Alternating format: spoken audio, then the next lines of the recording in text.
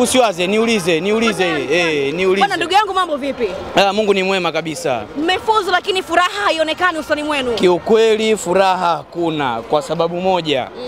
Tulitangaziwa kwamba hatujaridhika na kiukweli hatujaridhika. Hatujaridhishwa na nini? Zile 3 bila tulizozifunga kule hatukuridhika nao. Tulitaka tuchukue hela za Mama Samia zote. Tulitaka kumfilisi Mama Samia. Matokeo yamekukatisha. Ila bahati mbaya leo hawakucheza mpira unaostahili.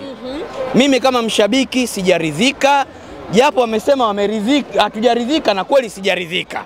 Hujaridhika kweli? Na kweli sijaridhika. Mpaka sasa hivi kama slogan inavyosema hatujaridhika na kweli hatujaridhika. Mwalimu amefanya rotation kwenye kikosi, pengine hiki ambacho amekifanya mwalimu hakijaleta tija kwenye timu? Kiukweli hakijaleta tija, na kiukweli niwaambieni kitu kimoja. Kuna watu kadhaa inabidi waangaliwe, mfano Mpanzu inabidi aangaliwe, asomeshwe, acheze kitimu, sio kibinafsi.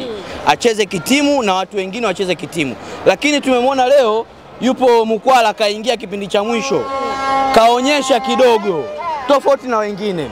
Kwa hiyo tunachokiomba kwa wote na wenye mamlaka na Simba, tunachokiomba wazingatie yale wanayotaka wana Simba. Mnapojiona kwa staili huko mnapokwenda? Huko tunapoenda kiukweli, huko mnajiona wapi? Mnatoboa kweli? Sisi kiukweli sio mara ya kwanza kufika kafu. Sio mara ya kwanza. Ni kawaida yetu, lakini haturidhishwi na mwenendo. Tunajua tutatoboa, lakini tutatoboa kwa mbinde. Haturidhishwi na mwenendo. Wafanye mpango, wanyoke mstari, timu icheze, tupate matokeo mazuri. Kwa Mkapa hatujazoea kutoka bila. Lakini leo kapu.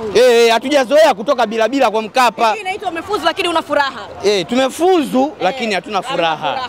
Safari njema ndugu yangu. Amina, Mungu awabariki.